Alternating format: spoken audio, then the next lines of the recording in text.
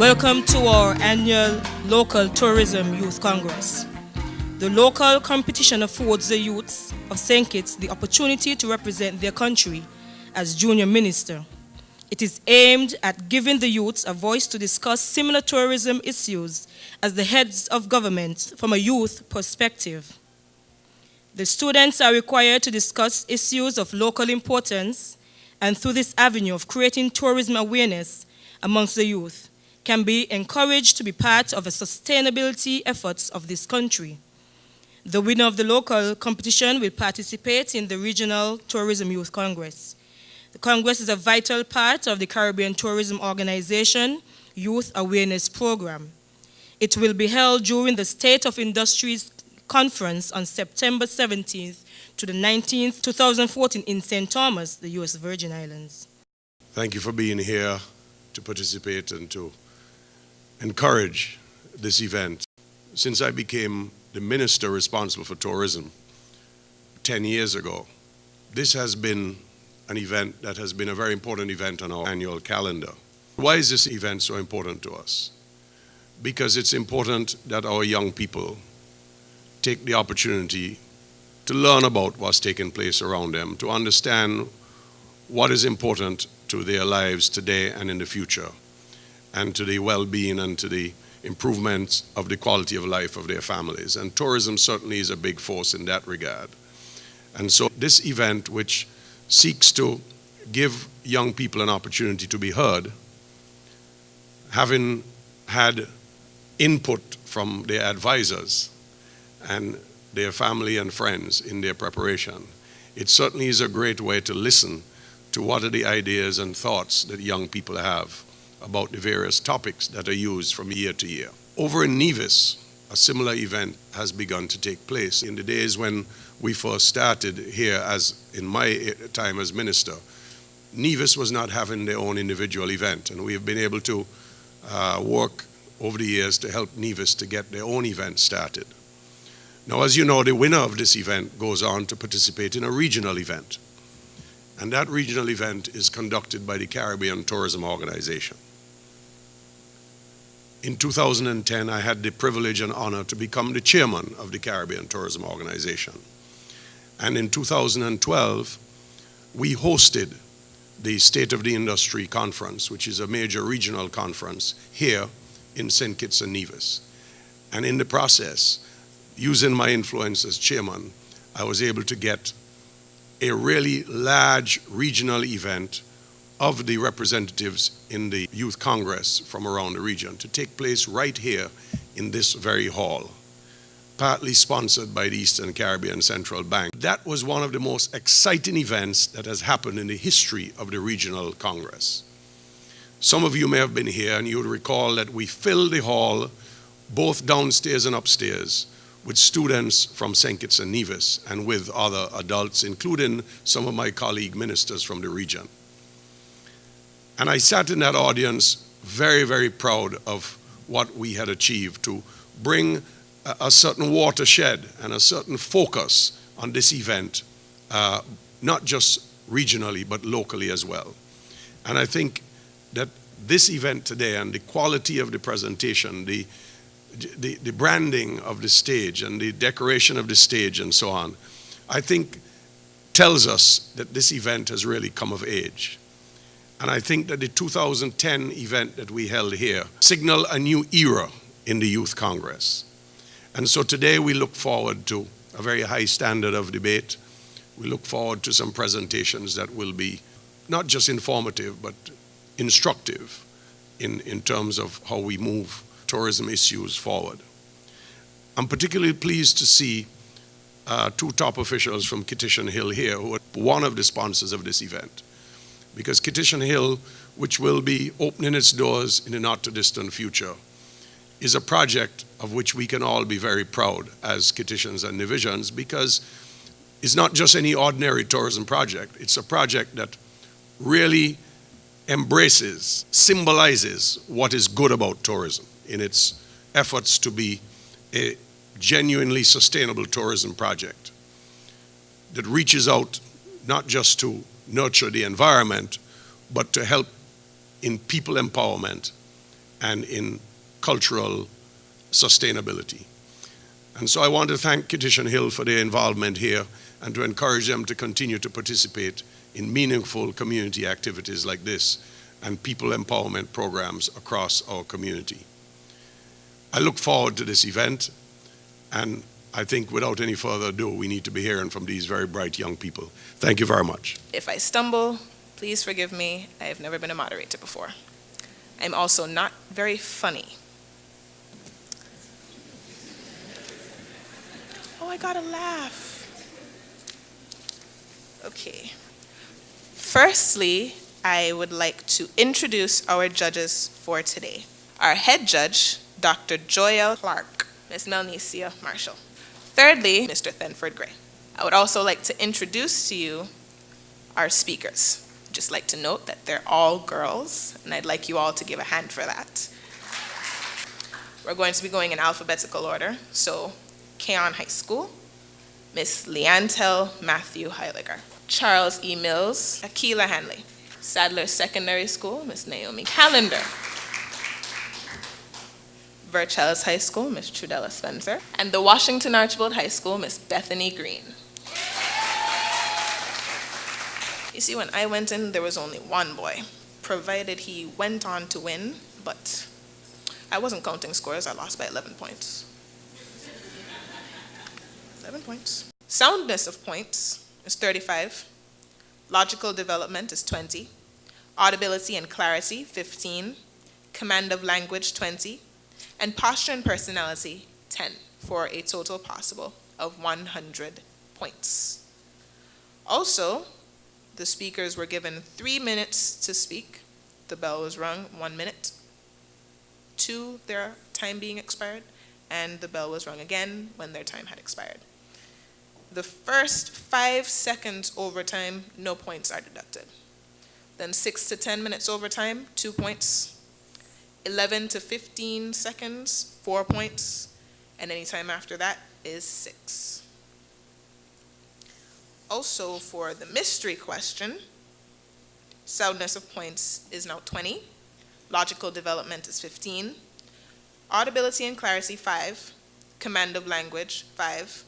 And posture and personality for a total of 50, for a total possible overall score of 150. There are 2 topics for this evening. The students are required to prepare one of the 2 topics to discuss today. Each student will be given 3 minutes to express her ideas on the chosen topic. Topic number 1 is accessible tourism. Worldwide, the number of disabled persons is estimated at between 600 million and 900 million, out of a total world population of 7 billion, representing roughly 10% of the world's population who need barrier-free or accessible travel.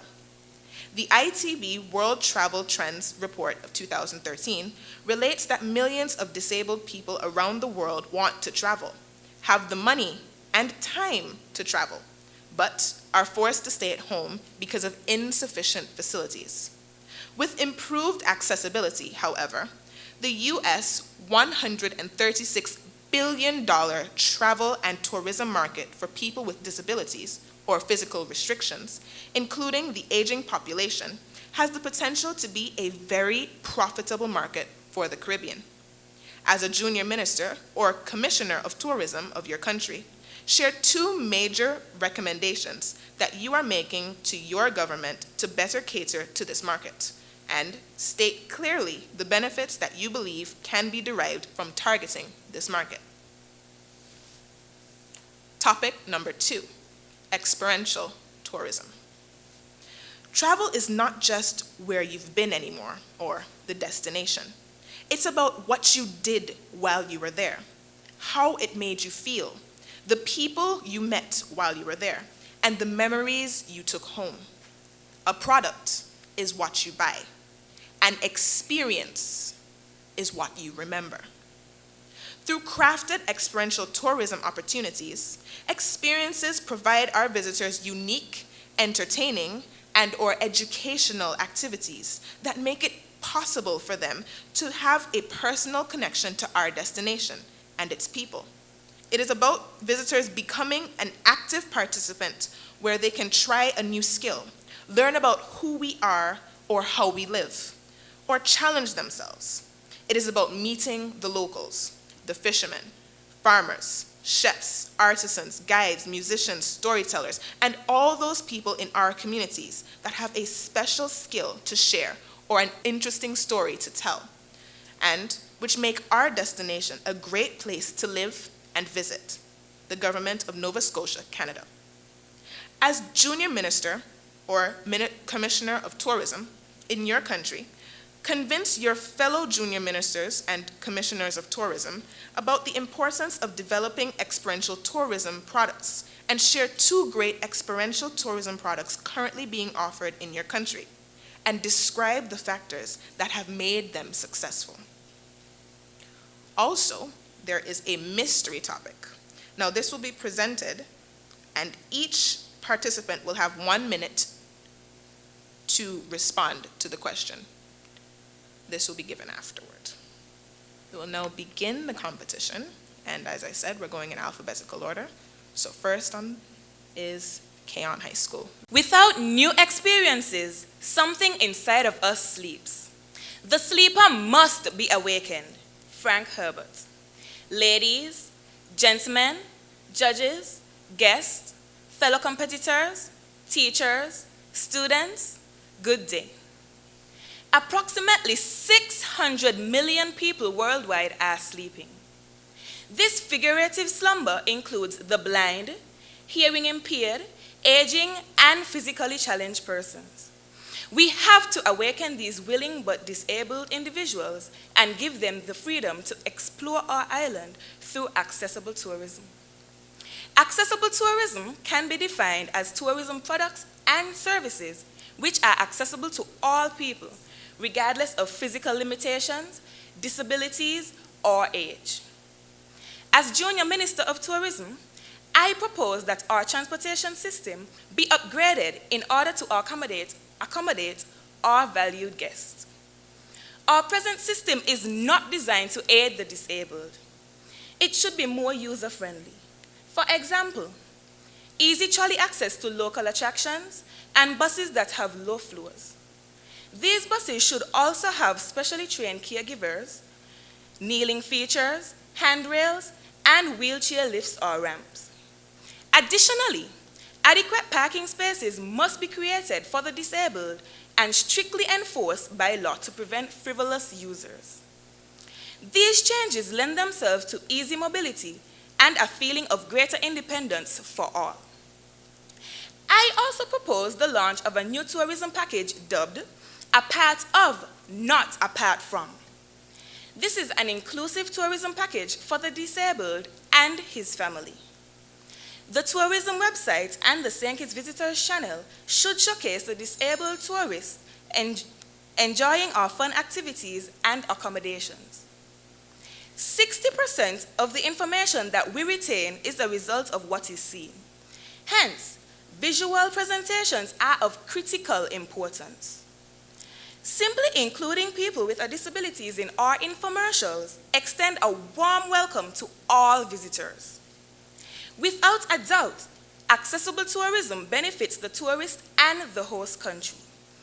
More people will enjoy the opportunity to travel, hence more visitors, more revenue, longer seasons, and new job opportunities. Our island will also become a more accessible environment for all persons. In conclusion, these avenues enhance the welfare and rights of the disabled. They are people too, with real needs like you and me. Thank you. An extract from a recent address by my colleague, the Honorable Richard Skerrick, Minister of Tourism and International Transport, disclosed, and I quote, "In the 2014 budget year, our ministry will further strengthen government's effort to grow our GDP to increase visitor expenditure," unquote.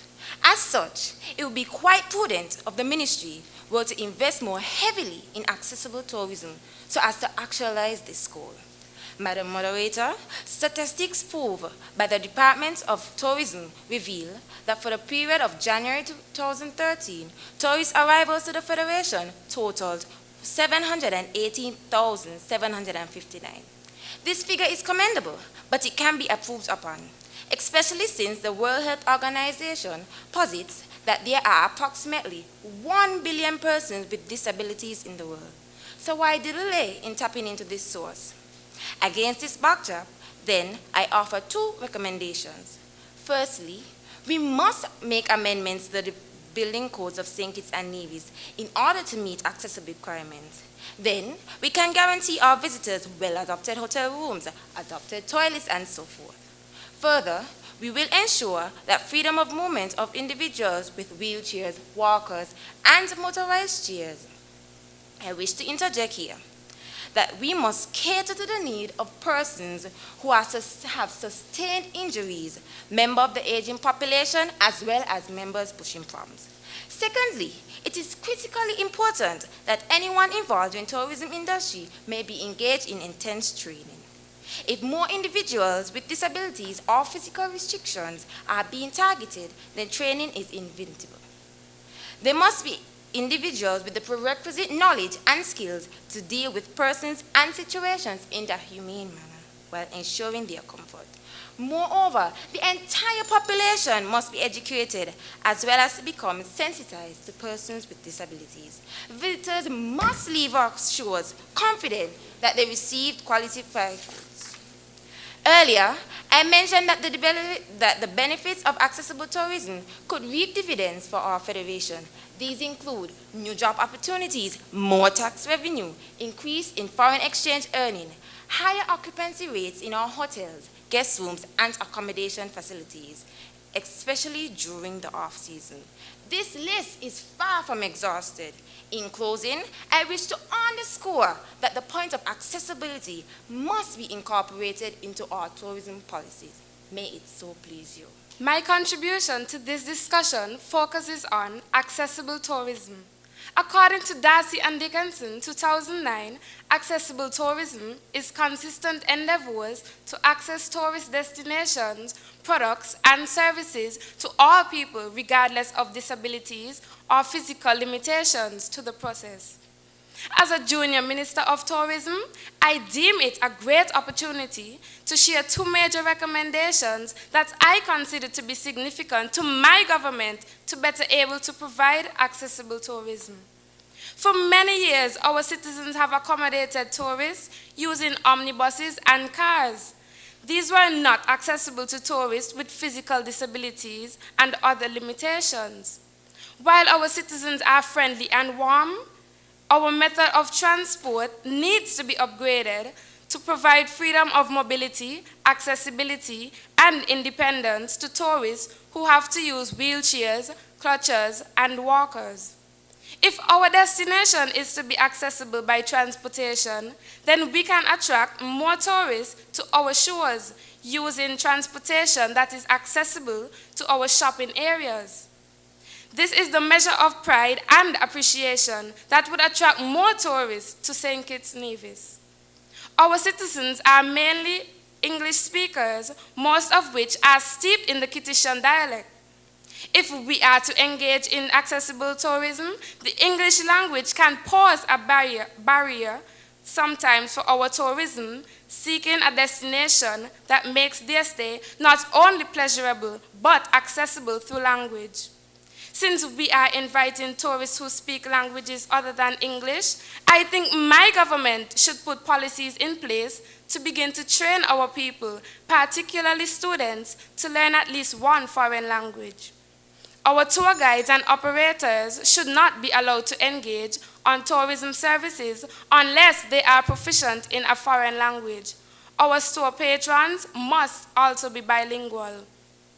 If my government decides to embrace accessible tourism, the benefits that can accrue from targeting this market can be stress-free vacation getaways, accessible hotel reservations, and services for tourists with disabilities to our destination, which in turn can mushroom into millions of dollars in foreign currency.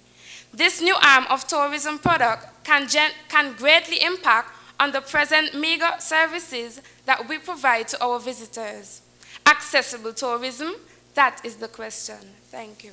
Fellow junior ministers, Permit me to make my contribution on accessible tourism. Darcy and Dixon, 2009, proposed that accessible tourism enables people with access requirements, including mobility, vision, hearing, and cognitive dimensions of access to function independently and with equity and dignity through the delivery of universally designed tourism products, services, and environments.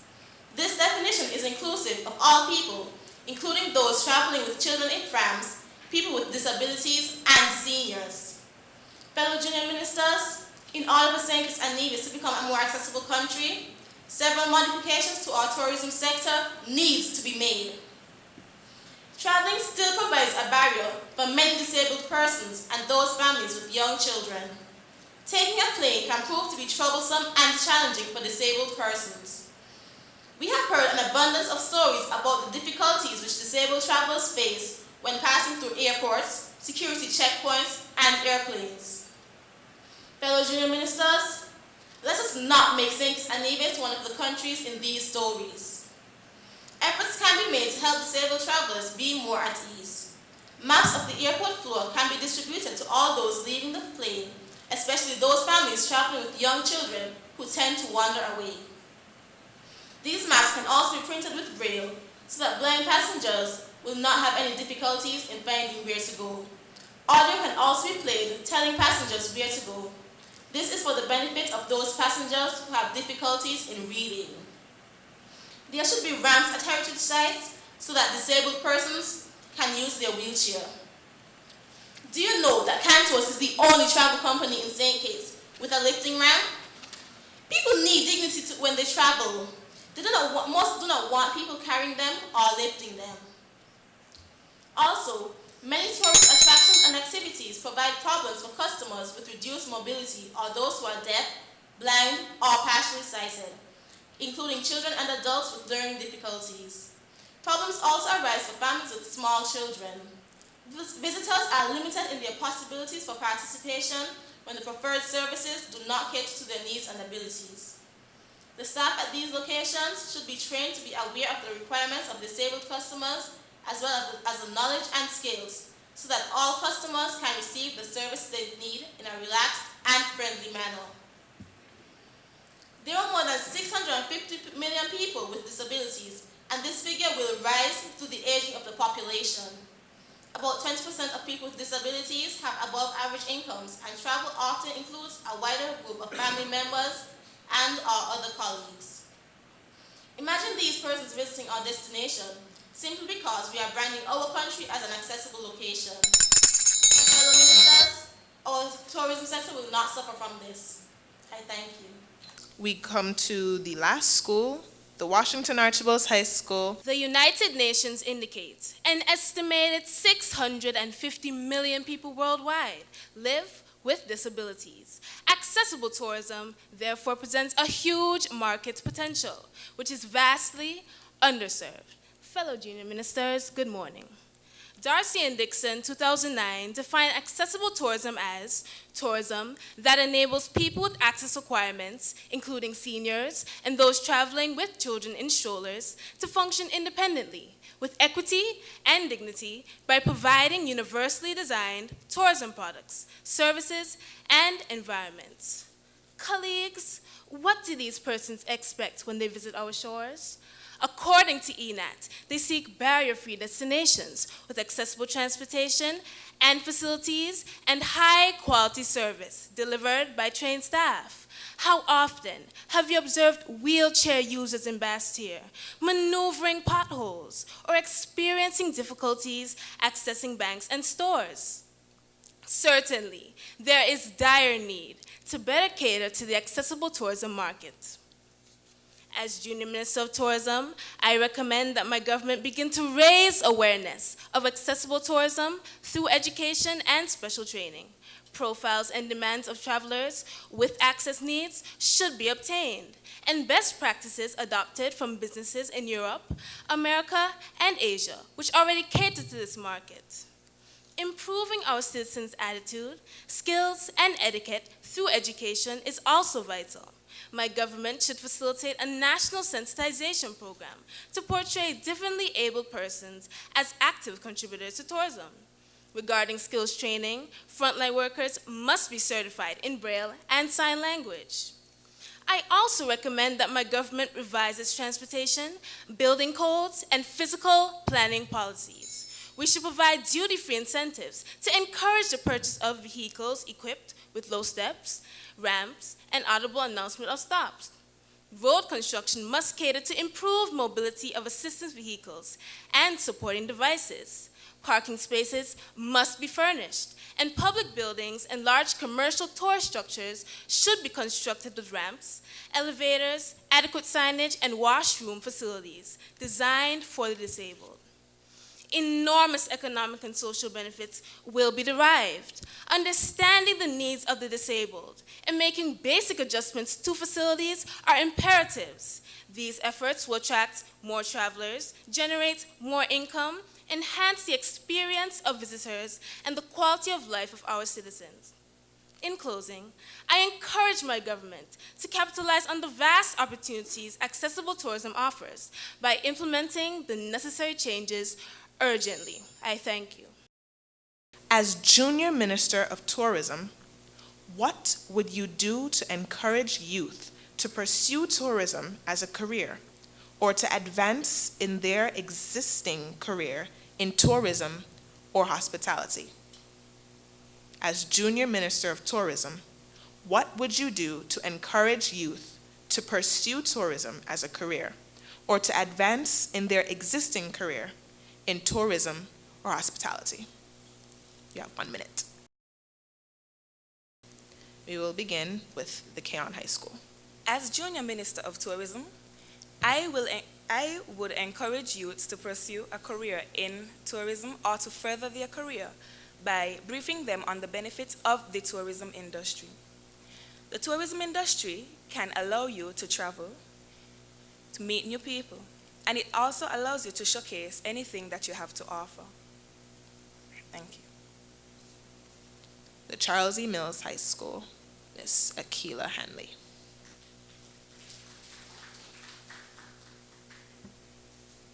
Ladies and gentlemen, it has been proven in recent studies that tourism is one of our main industries and brings the most income to our country.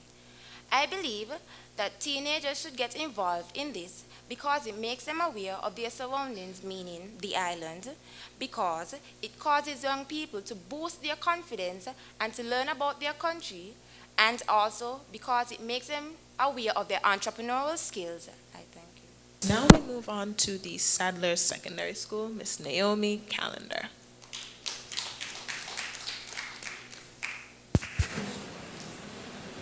Madam Moderator, as a junior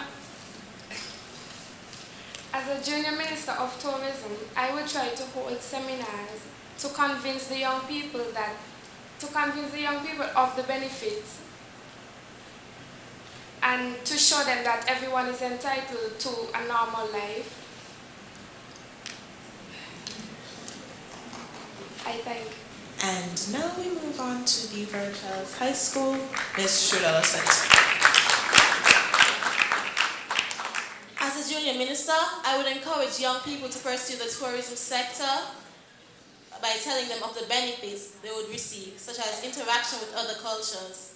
And for those already in the tourism sector, many of them want to further their education but have no money. So scholarships can be provided for them to further their educations. And last but by no means least, the Washington Archibald High School, Miss Bethany Greene. Fellow junior ministers, we are all cognizant that tourism is of paramount importance to our destination. That is why I think that we should encourage more young people to pursue a career in tourism. And as Junior Minister of Tourism, I would do so by inviting professionals within the industry to come and interact with our students, show them how beneficial this industry is, show them that tourism goes beyond being subservient to a tourist. There are supervisory positions, managerial positions, you can be a business owner. Also, I would encourage my government to provide special scholarships to students to further their studies in their chosen field of hospitality. And lastly, I would encourage my government to provide startup capital to young persons who want to start a business within the tourism industry. I thank you. I'm nervous and I didn't present, so I can imagine the stress that the lovely young ladies, including our very funny moderator, had to undergo. So let's applaud them one more time. We had a very good time as judges. It was very interesting to hear the ideas in the prepared speech that related to the accessibility issues for the disabled, and the students have all defined what it is to be a disabled traveler. It does not only include persons who travel in wheelchairs, but the definitions expanded to children in prams and senior citizens. And they gave us much food for thought, actually. As judges, we had to listen to the soundness of the points, and it was particularly easy because all the students spoke on one topic, as we mentioned, the accessibility issues in tourism. Even though the time was limited, we had the students going into depth in terms of the developing the two ideas, the two recommendations, and most of the students gave us the examples of transportation and increasing awareness, which were all correct, no matter how they were presented. For the mystery question, we have to tip our hats to the students for speaking on their feet. Congratulate them. You did well. For the prepared speech, the students were judged on, out of 300 points. We have third place in the prepared speech, the Verchild High School, with 228 points. Second place, the Cayon High School with 229 points. And first place, the Washington Archibald High School, 275 points. And for note, Charles E. Mills was 227 points and Sadler's 226 points. So you can see how close the scores were for the prepared speech. For the mystery question, which really was the deciding factor, Sadler's School, and I'll give all the points here, 70 points out of a possible 100. Charles E. Mills, 83. Cayon, which placed third, 84. Verchild, second, with 101.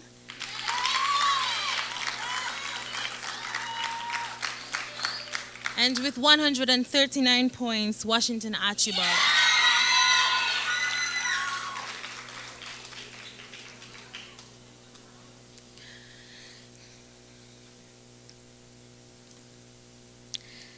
Can imagine.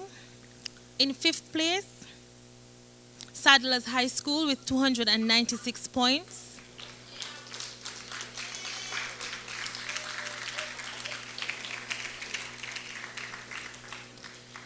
In fourth place, Charles E. Mills with 310 points.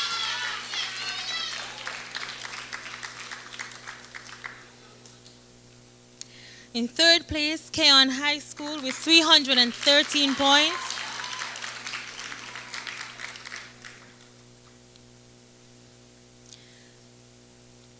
In second place, with 329 points, Verchild High School.